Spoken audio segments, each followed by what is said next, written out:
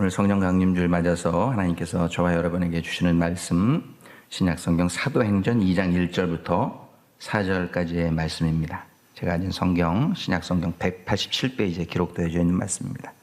스크린에 남아 있는 대로 또 성경 보시면서 오늘은 1, 2, 3, 4절밖에 안 되니까 우리 다 같이 우리에게 주시는 말씀이라 생각하고 한 목소리로 합독하도록 하겠습니다. 시작. 오순절 날이 이미 이름에 그들이 다 같이 한 곳에 모였더니 호련히 하늘로부터 급하고 강한 바람 같은 소리가 있어 그들이 앉은 온 집에 가득하며 마치 불의 혀처럼 갈라지는 것들이 그들에게 보여 각 사람 위에 하나씩 임하여 있더니 그들이 다 성령의 충만함을 받고 성령이 말하게 하심을 따라 다른 언어들로 말하기를 시작하니라.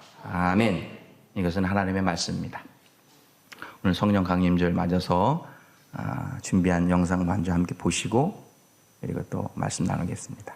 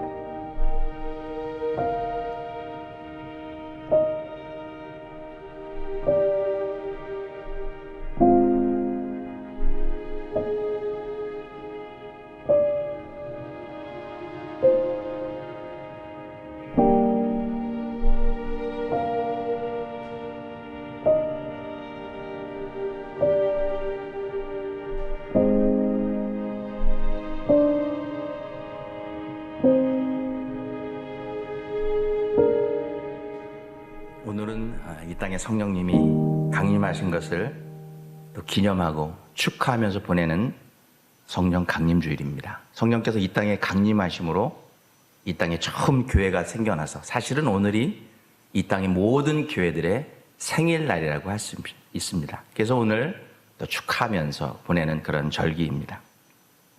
이렇게 예수님께서 보내주겠다고 약속하신 성령님이 이 땅에 임하시기까지 그 기나긴 역사들을 잠깐 살펴보면은 인류의 역사를 연구하는 학문들이 많이 있지만 특별히 안트로폴로지라고 하는 인류학은 우리 휴먼 빙, 우리가 어떻게 처음 생겨나서 인류가 시작되었고 또 진화되고 발전돼서 지금까지 인류가 이르게 되었는지를 연구하는 학문입니다.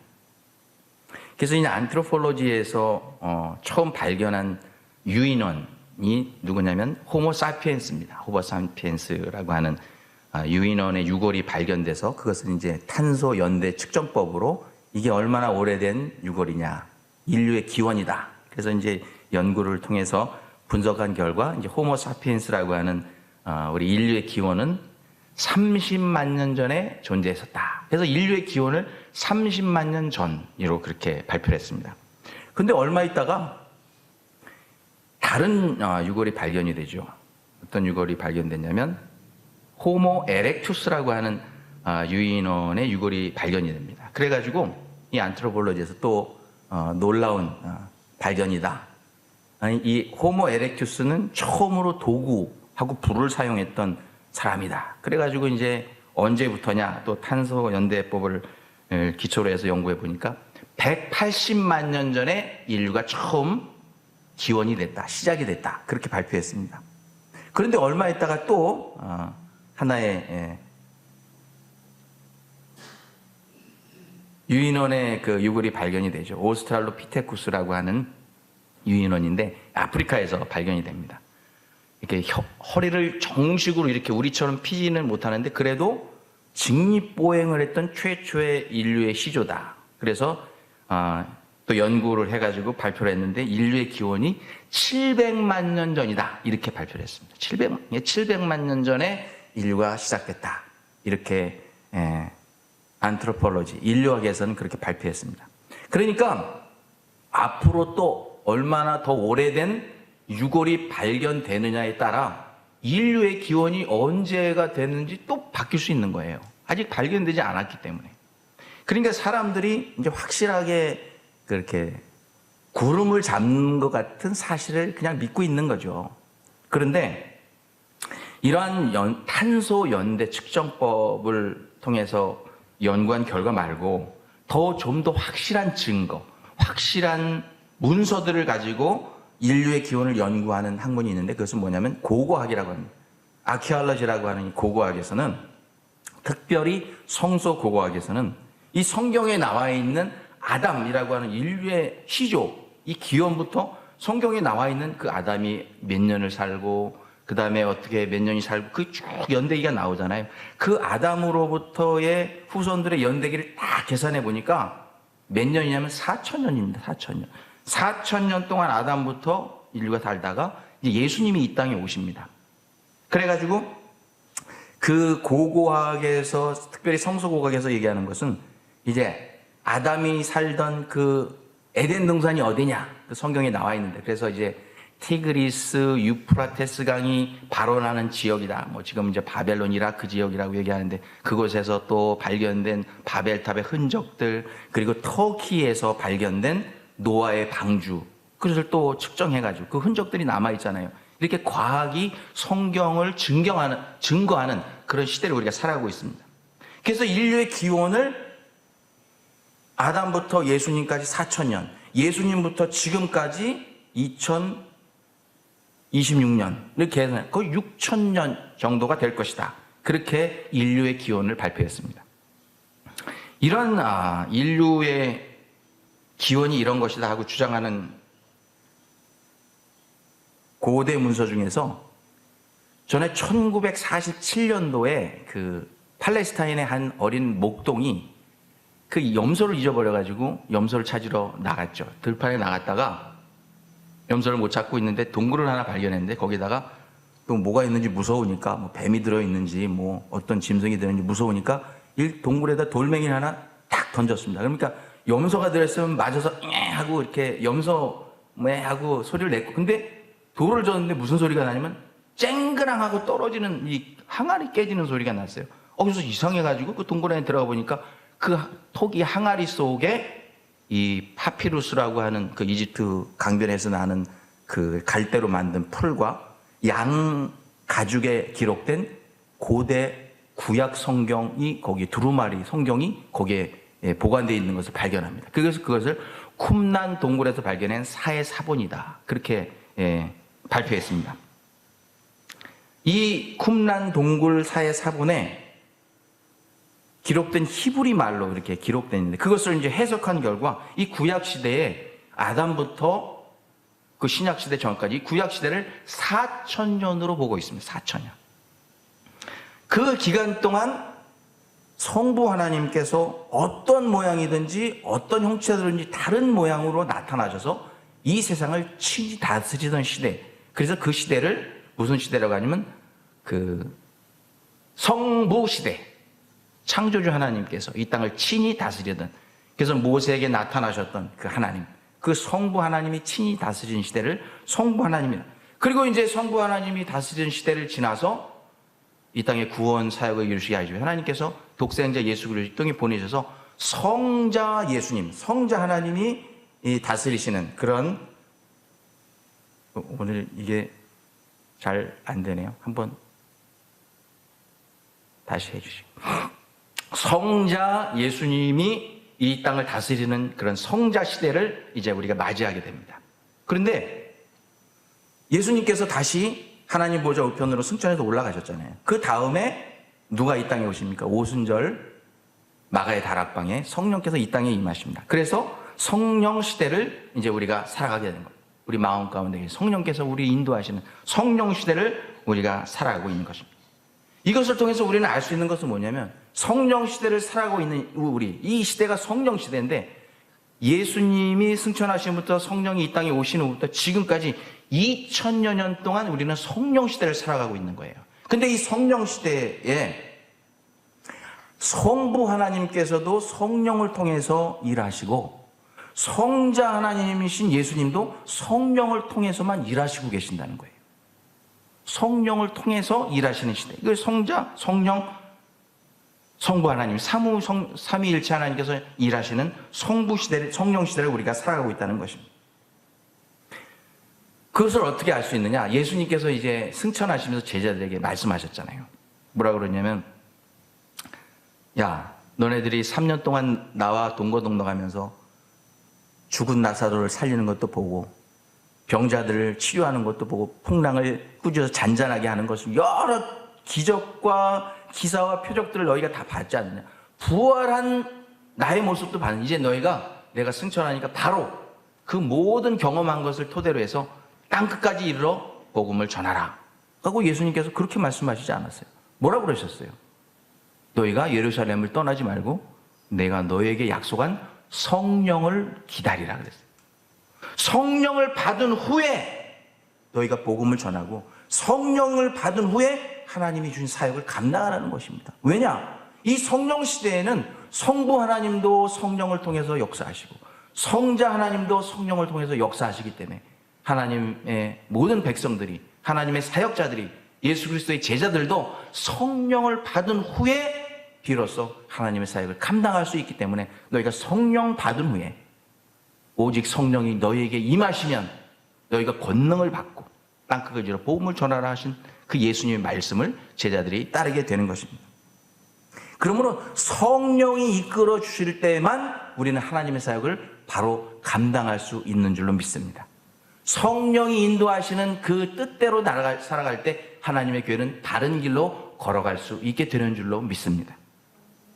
성령께서 우리를 인도해 주신다 하니까 이제 생각나는, 요즘 이제 캘리포니아에서 이제 공부하면서 목회할 때에 2000년도부터 2003년도까지 이제 캘리포니아 LA 지역에서 목회를 했었는데, 한국에서 이제 교인들이 오는 경우가 많습니다. 한국에서 갓 오신 교인들은 참 신기해하는 게 이거예요.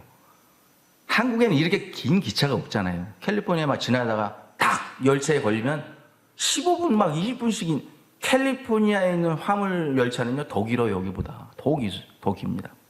그래서 이제 한국에서 오신 분들이 딱 걸리면 이제 그거를 어떻게 합니까? 세기 시작해요. 세기. 하나, 둘, 셋. 세다가 한 100개쯤까지 세다가 뭐라 그러냐면, 어지러워. 이걸 세다가 멀미를 느껴요. 계속 이렇게 지나가는 거야. 세다가. 그래서 이제 끝까지 세는 분은, 이거 몇 개나 되려나 막, 그럼 제가 이제 그렇게 얘기합니다. 집사님, 그건 안 봐도 150개. 아니, 어떻게 아세요, 목사님? 150개, 안 봐도 150개. 그러면 이제 다 쉬어봐요. 딱 끝나면 150개 딱 끝나면, 아니, 목사님 그거 안 보고 어떻게 하셨어요? 그러면, 새벽 예배 나와서 기도 열심히 해봐. 그거 다 할 수 있어. 내가 농담으로 그런다니. 그래도 어떨 때 걸리면 막 지나가면 이제, 이번에는 몇 개쯤 되려나 또 쉬어봅니다. 어지럽다는데, 집사님 그거 뭘 쉬어요? 그거 안 봐도 200개인데. 그래서 이제 쉬어보면 진짜 200개예요. 아니, 이걸 어떻게 아시냐? 제가 캘리포니아 살 때 그걸 궁금해서 찾아봤어요. 그랬더니 여기 스크린에 나와 있는 맨 앞에 이 화물차를 끌고 가는 이 기관차가 있잖아요. 이 기관차 노란 거. 이 한 대의 기관차가 끌고 갈 수 있는 화물차의 개수가 50개예요. 그러니까 이 노란 기관차가 2개 달리면 안 봐도 몇 개가 달려 있어요? 100개. 3개가 달려 있으면 150개, 4개가 달려있으면 200개, 그거 볼 것도, 얘네들은요, 그냥 최대한 달아야 되니까 거의 50개 맞춰서 답니다.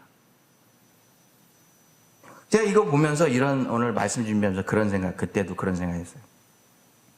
저희는 이 화물 열차가 길잖아요. 뒤에 달려있는 게. 이 긴 열차를 보면서 우리가 공부를 많이 하고 가방끈이 길다고, 우리가 신앙생활을 오래 해서 신앙 경륜이 길다고, 우리가 인생을 오래 살아서 인생의 긴 경험, 경륜으로 내가 산다, 그렇게 말하지만 우리 삶을 이끌어 주시는 분은 이 기관차 같으신 성령님이신 줄 믿습니다. 우리를 이끌어 주시는 그 기관 열차와 같은 성령이 우리를 이끌어 주지 않으면 아무리 우리가 많이 배우고 똑똑하고 오래 신앙생활해도 우리의 신앙의 길은 결코 한 걸음도 나갈 수 없는 거예요.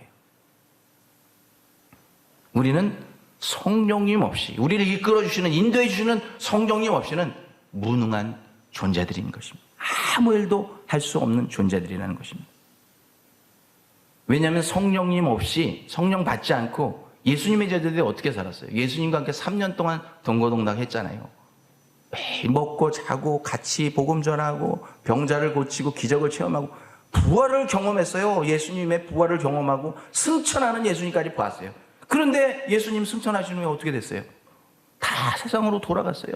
절망하고 숨고 포기하고 세상으로 돌아가고 물고기 잡으러 다시 돌아갔습니다. 그런데 성령님이 임하신 후에, 그들의 심령 가운데, 머리 위에 성령께서 강림하신 후에, 성령을 체험한 후에 그들은 완전히 달라진 모습을 볼 수가 있습니다. 성령행전, 사도행전은 그거를 증명해 주고 있는 것입니다. 숨어있던 제자들이 문을 활짝 열고 나와서 담대하게 예수 그리스도의 복음을 전합니다. 두려워하지 않아요. 퍼블릭 플레이스에서, 모든 공공기장에 목숨을 걸고 예수 그리스도의 복음을 전하기 시작합니다. 심지어는 땅끝까지 이르러 인도까지 가서, 포르투갈 땅끝까지 가서 목숨을 걸고 예수 그리스도의 복음을 전하고 당당히 순교를 당하며 주님의 사역을 감당하는 모습을 볼 수 있습니다. 성령을 받은 후에 우리는 하나님의 사역을 감당할 수 있게 되는 줄로 믿습니다. 우리 사랑의 공동체도 무엇보다 먼저 성령 받은 후에, 성령 충만함을 받은 후에 하나님의 사역을 감당하실 수 있는 성도님들 한 분 한 분, 사역자들 한 분 한 분, 그리고 한 교회 한 교회가 될 수 있기를 주님의 이름으로 축원합니다. 그러면은 이 성령 시대의 주인공이신 성령께서 어떻게 이 땅에 임하셨나 한번 오늘 주신 성경을 통해서 하나씩 살펴보기를 원합니다. 성령이 강림하신 날을 오늘 성경에 보니까 언제 강림하셨다 그랬어요? 오순절 날이 이름에, 오순절에 기도하던, 마가의 다락방에서 기도하던 그 제자들에게 성령께서 임하셨습니다.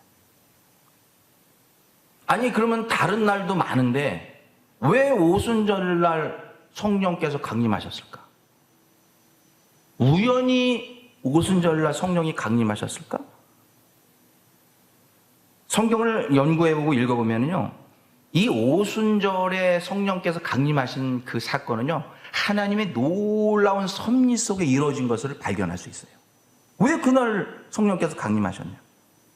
하나님께서는 이스라엘 백성들 향해서, 또 예수 그리스도를 믿고 또 하나님을 섬기는 백성들에게 1년에 3번씩 꼭 성전에 나와서 여호와의 낫을 대하라, 그 3대 절기 꼭 지키라고 하는 절기를 우리에게 말씀해 주셨어요. 뭐냐면 출애굽기 23장 14절 15절 이렇게 기록하고 있어요. 너는 매년 3차 내게 절기를 지킬지니라. 6월절을 지키라. 그날에 내가 애굽에서 나왔습니다. 맥추절을 지키라. 이는 내가 수고하여 밭에 뿌린 것에 첫 열매를 거둠이라. 수장절을 지키라. 이는 내가 추수한 것을 저장함이라. 6월절, 맥추절, 수장절, 다른 절기는 다 괜찮은데 이 3대 절기는 반드시 여호와 앞에 나와서 너희가 제사를 드리고 요 앞에 그 낯을 보아 그리고 예물을 준비해서 드리라고 명령하셨습니다. 여러분 6월절이 무슨 날입니까? 6월절 패스오버라고 하는데 이스라엘 백성들에게는 이 날이 해방일입니다. 해방일. 애굽에서 종살이하던 이스라엘 백성들이 그날 밤 10가지 재앙의 마지막 날 하나님께서 모세를 통해서 말씀하셨어요. 너희들 오늘 마지막 이 해방하는 마지막 밤이 될 텐데 너희는 그 밤에 해지기 전에 어린 양을 잡아서 그 풀에다가 그 어린 양의 피를 묻혀서 너네들 살고 있는 문설주 물 대문에 그 어린 양의 피를 발라라. 그러면 오늘 밤에 내가 보내는 죽음의 사자가 그 피를 보고 그 피를 바른 문설주는 그 집은 넘어간다. 패스 오버 넘어간다. 그래서 6월절이에요. 그래서 그날 모든 장자들이 피를 바르지 않은 집의 장자를 다 죽어. 바로의 장자가 죽습니다. 그러니까 바로가 너네들 다 나가라. 빨리빨리 나가라. 그전에는 나가게 해주십시오 하면 가게 해주십시오. 그런데 그날은 바로가 쫓아냅니다. 너네들 다 나가버려. 그래가지고 해방을 맞은 날이에요. 해방을 맞은. 그러면은 이 6월절에 예수님께서 왜 죽으셨을까요? 이것도 뭐 얼떨결에 예수님이 6월절에 우연히 죽으신 게 아니에요.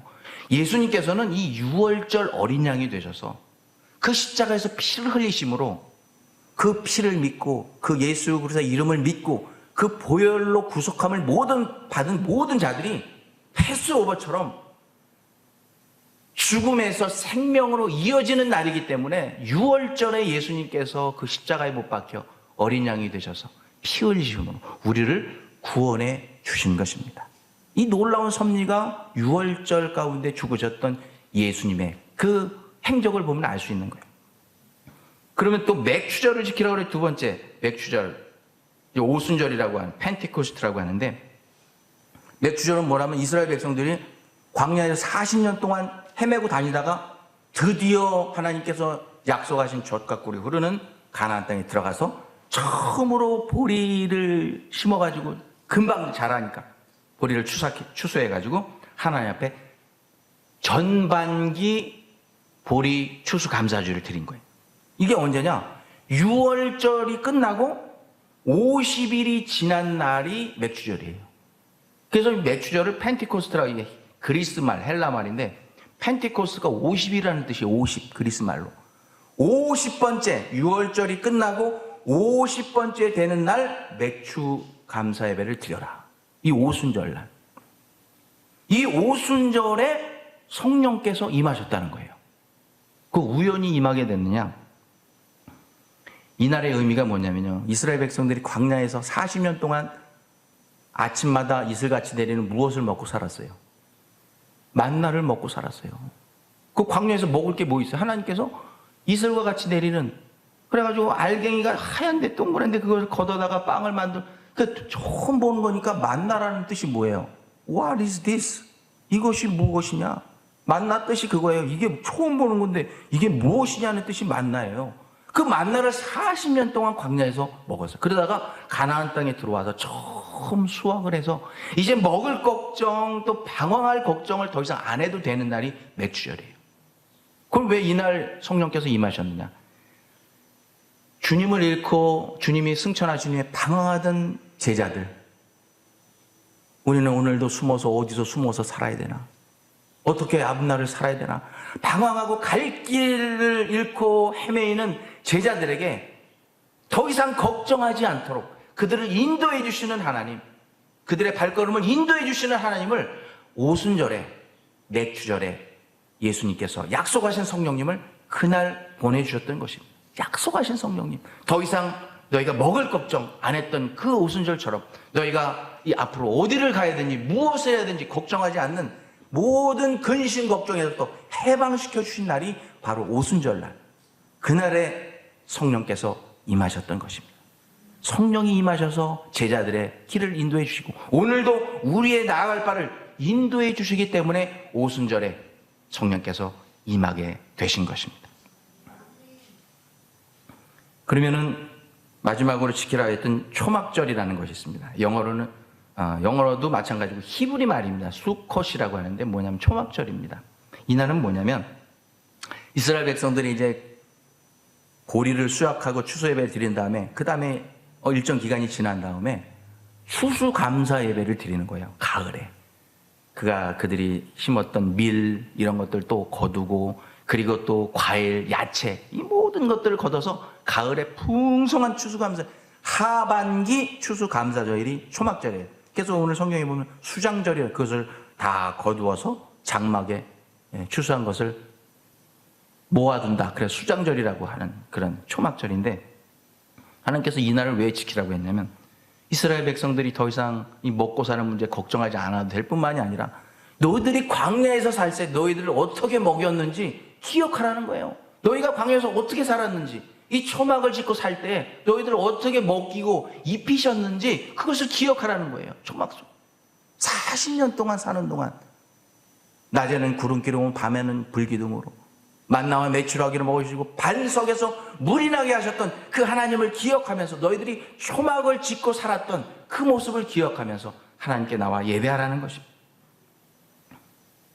이렇게 이 3대 절기 중에서 성령께서 오순절에 임하셨던 그 이유는 더 이상 너희가 나갈 바를 알지 못하고 방황하는 것 이제 그만하고 성령이 인도해 주는 대로 나가라. 그러면 너희가 더 이상의 방황은 끝나고 너희들의 앞길은 하나님이 인도해 주시고 그 길을 열어주시는 에바다의 축복으로 그 발에 등불이 되고 빛이 되시는 예수 그리스도를 너희가 만나게 될 것이다 하는 주님의 말씀이 이 오순절이라고 하는 날에 임하셨던 성령님을 통해서 우리는 깨닫게 될 수 있는 것입니다.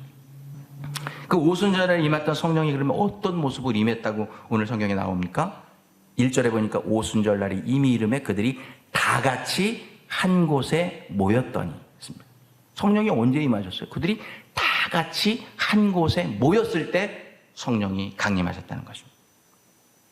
제자들이 다 같이 모였을 때, 이렇게 우리 성령 하나님께서는 우리가 다 함께 모여서 하나님을 예배하고 하나님을 찬양하고 하나님께 기도하고 말씀을 함께 듣고 나눌 때, 함께 모여 있을 때 성령께서는 강림하시는 줄로 믿습니다. 우리가 다 함께 모였을 때 여러분의 영육간의 문제가 해결되는 거예요. 이렇게 다 함께 모여서 기도하고 찬양할 때, 말씀을 들을 때 여러분의 질병이 고침받는 줄 믿습니다. 여러분의 인간관계 문제가 해결되고 여러분의 질병 고침받고 치유받는 모든 문제들이 해결되는 역사가 다 함께 모여서 기도하고 찬양할 때 성령 충만함을 입으면 세상의 모든 근심 걱정은 사라지고 오직 하나님의 은혜와 영광만을 볼 수 있게 되는 줄로 믿습니다. 다 같이 한 곳에 모였을 때. 그래서 성경은 주님이 오실 날이 가까울 때마다 너희가 더 힘써서 모여라고 말씀하고 계시는 거예요. 히브리서 10장 20번 모이를 패하는 어떤 사람들과 같이 하지 말고 오직 그날이 가까울수록 주님 예수 그리스도께서 이 땅에 가까이 오실 수 있도록 더 가까울수록 더욱 모이기에 힘쓰라. 아니, 점점 교회들이 안 모인다. 이제 목사님들이 이제 월요일마다 모여서 이제 기도회도 하고 모임을 갔는데, 가면은 늘 하시는, 이제 큰 교회 목사님도 있고 작은 교회 목사님들도 오시죠. 같이 교제하는데. 큰 교회는 평균 한 50%가 출석을 안 한대요. 50% 정도 애들까지 해갖고. 이제는 안 나가도 그냥 방송으로 보고, 그리고 또 교회에서 생방송으로 해주니까 그냥 집에서 예배를 드리는 사람들이 많이. 작은 교회들은 또 작은 교회들, 물론 출석률이 좀 더 낮기는 한데 모이기에 힘쓰지 않는 거예요. 주님이 오실 날이 점점 가까울수록 모이기를 패한다는 거예요. 그러나 주님은 우리에게 말씀해 주고 있어요. 너희가 더욱 모이기에 힘쓰라. 우리가 모일 때에 성령이 임하시고, 모일 때 성령이 보여주는 길을 볼 수 있고, 모일 때 빛을 바라볼 수 있고, 모일 때 나아갈 길을 알 수 있기 때문에 그렇습니다. 성령이 그 모인 곳에 임재하셔서 역사하시기 때문인 것입니다. 그럼 성령은 어떤 모양으로 임하셨다고 말씀하고 있어요? 오늘 2절에 보니까 호련히 하늘부터 급하고 강한 바람 같은 소리가 있어 그들이 앉은 온 집에 가득했다고 그랬어요. 강한 바람과 같이 우리 가운데 임하셨다는 것입니다.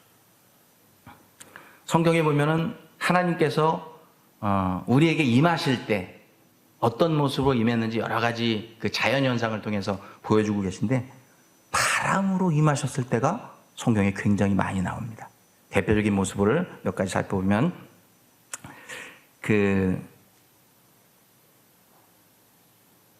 하나님께서 이 땅에 임하실 때 특별히 먼저 요나가 니느웨로 가라고 했는데 어디로 도망갔어요? 다시스로 도망갔어요. 도망가는데 하나님께서 무엇을 불게 하냐면 배를 타고 가는데 큰 바람을 불게 해서 이놈아 어디를 가냐 다시 돌아가서 그래가지고 이제 다 그 배에 있는 사람들이 다 빠져 죽게 생겼으니까 이제 이 요나가 양심 고백을 하잖아요. 이 바람은 이 풍랑은 누구 때문에 왔나? 나 때문에 왔다. 하나님께서 나에게 노하셔서 그렇다. 나를 틀어서 어디로 해? 바다에 버려라. 자기가 심청이는 아닌데 바다에 버리라. 그래서 사람들이 또 자기네가 살으려고 그 요나를 들어서 바다에 번집니다. 그랬더니 하나님께서 준비하신 큰 물고기가 이 요나를 삼켜서 3일 동안 바다 밑에 그 물고기 뱃속에 있다가 이 토함을 받아서 이제 육지에 나와 살았잖아요. 그리고 다시 이제 다시스에 가서 지난주에 말씀 전해주신 앤디 전사님처럼 거기 가서 말씀을 너희가 회개하라. 40일 내에 이 회개하지 않으면 망한다. 근데 그 말씀 듣고 다 회개하고 돌아왔잖아요. 그때 바람으로 역사하셨던 하나님의 모습을 볼 수 있습니다. 홍해를 무엇으로 가르셨어요, 하나님이? 성경에 보면 밤새 동풍을 불게 하사 홍해를 가르시고 그 이스라엘 백성들이 걸어가는 그 바닷길을 마른 땅을 걷게 해주셨다 그랬어요. 마른 땅 걷게 해주셨다.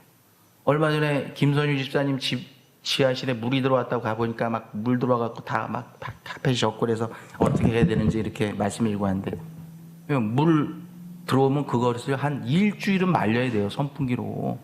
그런데요 하나님이 불게 하신 동풍으로는요 하룻밤 사이에 동풍이 그 이스라엘 백성들이 마른 땅을 걷게 해주실 정도로 그 바다가 갈라질 정도로 강한 바람으로 역사하셔서 마른 땅을 걷게 해주셨다니까요. 하나님의 역사가 하나님의 임재가 바람으로 임할 때가 있는 것입니다.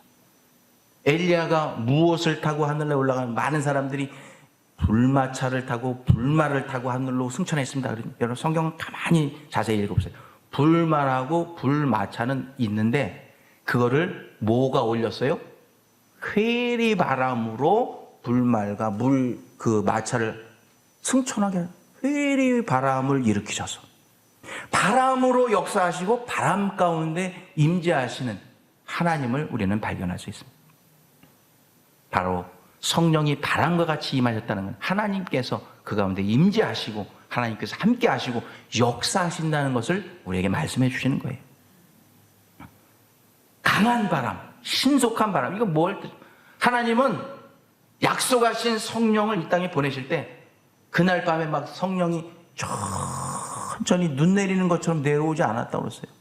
강한 바람처럼 휙 하고 그 다락방에 임하는데 각 사람의 뭘 하나님께서는 기다리시고 정하신 시간까지는 천천히 안 하시는 것 같은데 하나님께서 일단 정하신 일은요 바람과 같이 강한 바람과 같이 신속하게 일을 행하시는 하나님의 모습을 발견할 수 있는 것입니다. 또 성령께서 무엇으로 임했다고 했어요? 3절에 보니까 마치 불의 혀처럼 갈라지는 것들이 그들에게 보여 각 사람 위에 하나씩 임하여 있었다고 그랬어요. 불같이 임하신 성령님을 말씀하고 있습니다. 성경에 보면은 하나님께서 이 땅에 임재하실 때 여러 가지 모양으로 아까 바람처럼도 임하시지만 불과 함께 임재하셨던데도 성경이 굉장히 많습니다. 대표적으로 여러분 모세가 호렙산에 가서 양치다가 처음 여호와 하나님을 만나게 되는 장면, 여러분 출애굽기 읽으면 굉장히 익사이팅 하잖아요. 다른 성경이 있다가 막 졸린데 출애굽기 읽다 보면 막 그냥 익사이팅 하잖아요. 스펙타클 하잖아요. 근데 모세가 하나님을 처음 만났을 때 아니 목자였는데 그 광야를 양들을 치러 가는데 갑자기 저도 이제 아프리카 사하라 사막을 근처 가보니까 막타를 타보니까 거기서 이제 부시들이 많잖아요. 그 이렇게 풀인데 조그만 말라 비틀어진 그런 그 부시들이 이렇게 마차를 일으켜서 뜨거우니까 모래하고 마찰에서 불이 납니다. 그러면 헉 하고 한 2, 3초 지나면 다 타버려요. 바람 불지 뜨거우니까 헉 그러는데 아니 모세가 그걸 알고 있었죠. 그러다가 지나가는데 헉 하고 뭐가 불었어. 아이 저거 뭐 2, 3초면 꺼지겠지 하고 딱 봤는데 확 붙더니 계속 타는 거예요. 그러니까 아유 좀 더 있다 하면 꺼지겠지 하고 양들 치다 보니까 그게 계속 타고 있는 거야. 말은 그래서 이제 영어 성경에는 버닝 부시라고 그러죠. 그 부시가 막 계속 타고 있으니까 신기하다, 이게 어찌 된 일인가. 가까이 가니 하나님의 음성이 들리죠. 모세야, 모세야, 이곳은 거룩한 땅이니 내 발에서 신을 벗으라. 하나님 처음 만나. 하나님의 이름 여호와, 나는 스스로 있는 자니라. 하나님의 음성도 듣고 하나님의 임재가 불로 나타나는 것을 우리는 볼 수 있습니다. 또 엘리야가 갈멜산에서 이단 선지자들 850명하고 대결을 펼치잖아요. 아합과 아사라의 그 무식한 놈들이죠. 자기 그 제단에다가 그 짐승을 갈라서 피를 내고서 제단을 내고, 이거 하늘에서 불을 내려서 우리 제물을 받아주시옵소서. 안 받으니까 막 그 기와장으로 막 이런 거 찢어가지고 자기 몸을 해면서 그냥 막 기도를 하는데, 자기 몸을 찢어서 피를 흘리면서 막 기도를 합니다. 그 하늘에서 불이 안 내리죠. 그런데 엘리야는 850대 1로 딱, 야 너네 나와. 그래가지고 엘리야가 쌓았던 제단 위에 하나님 불로 응답하여 주옵소서 기도하잖아요. 그랬더니 하늘에서 불이 내리는데, 엘리야는 어디셔널리 뭘 하나 더 추가했냐면, 이 제단 주변에 물도랑을 팠어요. 얘네들하고 다르게. 혹시 뭐 어디서 뭐 버닝부시가 날라와갖고 얼떨결에 불이 막 붙어갖고, 야 저거 날라온 불이야, 하늘에서 온 불이야, 그 아니라고 할까봐 아예 그냥 근처도 못 오게 주변에 물 고랑을 파갖고 물을 붓게 했어요. 주변에 있는 불은 얼씬도 못하게. 그리고 하나님께 기도합니다. 그랬더니 하나님께서 하늘에서 불이 내려와서요, 제단에 있는 재물만 다 사는 게 아니라 어떻게 했어요?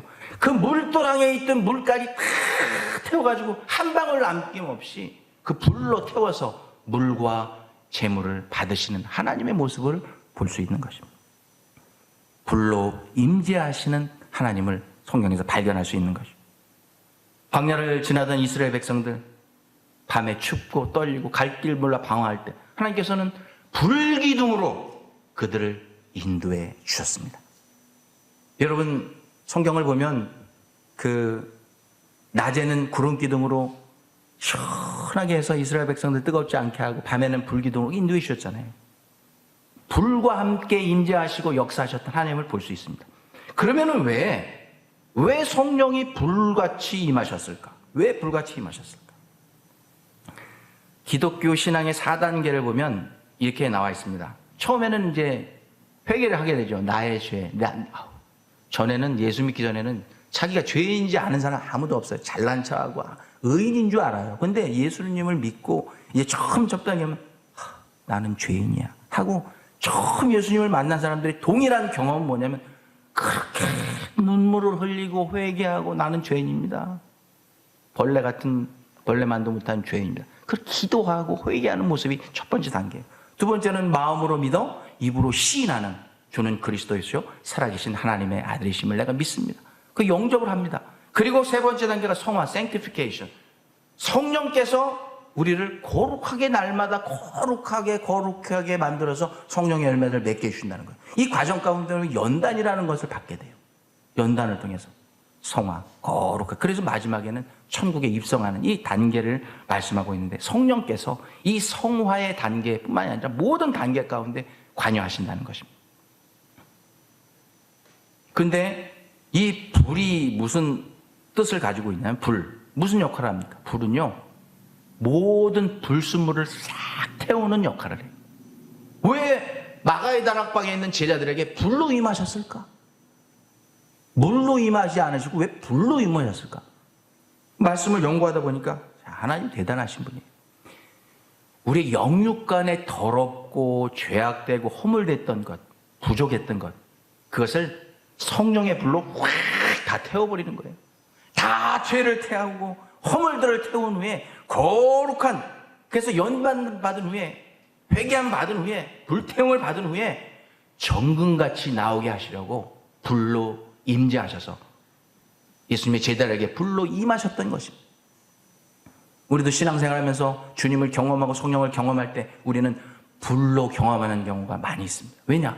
우리 마음 가운데 뜨겁게 역사하십니다. 불로 임하실 때 뜨거움을 경험하고, 불로 임하셨을 때 우리가 회개하고, 불로 임하셨을 때 우리의 병이 고침받는 그런 역사들을 우리는 체험하게 되는 것입니다. 불은 하나님의 열심을 의미하는 것입니다. 하나님께서 이스라엘 백성들에게 뭐라고 말씀하시냐면, 야, 너희 내 백성들아, 내가 거룩하니 너희도 거룩하라 말씀하셨어요.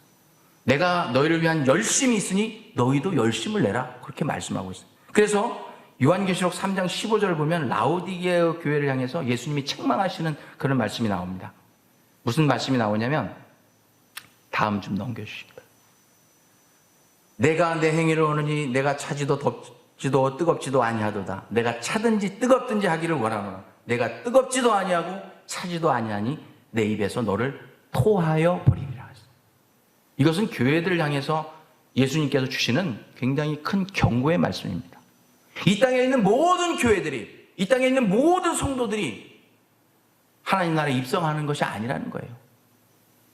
성령의 불같이 역사하시는 그 뜨거운 신앙, 그 신앙을 가지고 사역을 감당하고 교회 사역을 감당하고 각자에게 주신 사명을 감당할 때 그 교회와 그 성도들이 천국에 입성하게 될 수 있다는 것입니다. 덥지도 뜨겁지도 않고 미식한 내 입에서 너를 토하여 버리리라.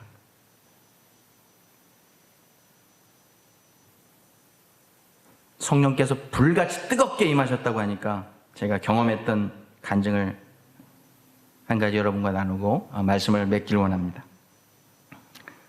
제가 전에 목회할 때 같이 연합하던 교회에 권사님이 한 분 계셨습니다.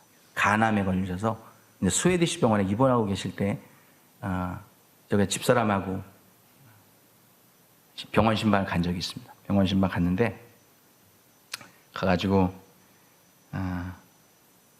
집에서부터 꽃다발을 좀 뭐 화분 같은 거를 사갖고 와야 되는데 바쁘게 가느라고 시간 맞춰 가느라고 그냥 갔어요. 갔다가 이제 스웨디시 병원에 보면 거기 1층에 이제 플라워샵이 있어요. 꽃을 이렇게 사가지고 꽃병에다 담아주는데 뭐하고 같이 담아주냐면 얼음하고 같이 담아줘요. 이 꽃이 더 오래 갈 수 있게 해주려고. 그래서 이제 꽃병에다가 얼음을 담아 물을 담고 거기다 꽃을 넣어서 사가지고 이제 입원하신 병원동에 들어갔습니다. 이제 권사님 누워 계신 이제 간암 이제 선고 받으셔서 이제 심란하시죠. 그래서 가서 이제 기도하고 말씀 전하고 또 안수 기도해달라고 그래서 이제 가서 배에다가 손을 얹고 아픈 걸 손 얹고 이제 기도했습니다. 근데 아유, 저 괜히 또 이렇게 손 얹으면 이 얼음물을 제가 들고 왔거든요. 제가 이제 이렇게 들고 가. 제가 생각해도 이 손이 너무 찬 거예요. 너무 그냥 얼음손 같은데 그걸 또 그냥 배에 얹으면은 아유 목사님 차요 이럴까봐. 근데 거기다 이제 손을 얹고 기도합니다. 완전히 기도하는데 이 권사님이 뭐라 하냐면 목사님 너무 뜨거워요.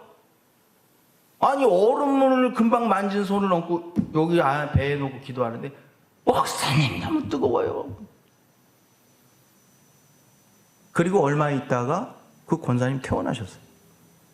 의사가 간암이었는데 치유받았다는 거예요. 제가 이런 경험들을 이제 목회지뿐만이 아니라 선교지에서도 많이 경험을 했어요. 선교지에서는 성령의 역사가 아주 뜨겁게 일어납니다. 병든 자를 고칠 때, 기도할 때 다 뜨겁다고 해요. 아픈 곳에. 병이 고침받을 때 뜨겁다고 하고.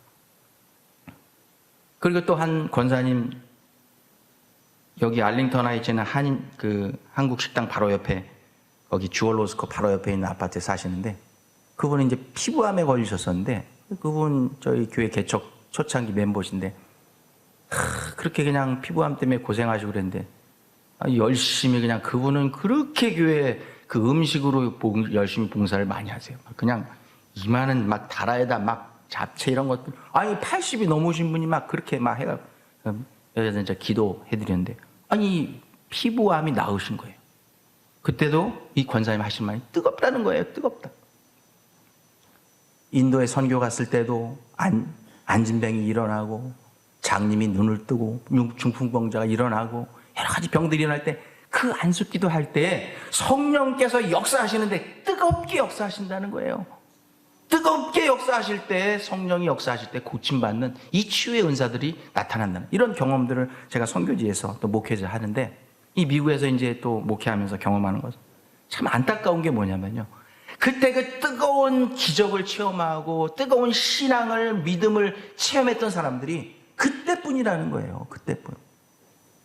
여러분, 예수님께서 사역하실 때 각 마을마다 가셔서 그날 예수님 앞에 나온 모든 병자들을 고쳤다고 하면 이 성경책 이거로 모자랄 거예요.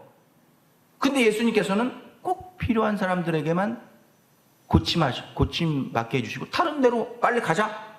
예수님께서 안 고쳐주고 가신 이유를 제가 목회하면서 이런 치유의 은사를 통해서 경험하는 거면, 고침을 받았다고 항상 뜨거운 게 아니고요, 뜨거운 경험을 했다고 해서 그 믿음이 뜨거운 게 아니에요. 오히려 제 경험으로는 그렇게 뜨거운 경험을 하고 그런 치유의 은사를 체험했던 사람들이 오히려 나중에 더 시험 들고 믿음의 길에서 떠나는 사람들이 더 많다는 거예요. 참, 10명의 문둥병자들 중에 1명이 돌아와서 예수님께 감사 표현을 했다는 것은 그냥 하시는 말씀이 아니에요. 90%는 오히려 차라리 고침 안 받고 주님 앞에 가는 게 더 나을 때가 좋겠다 하는 생각 가질 때도 있어요.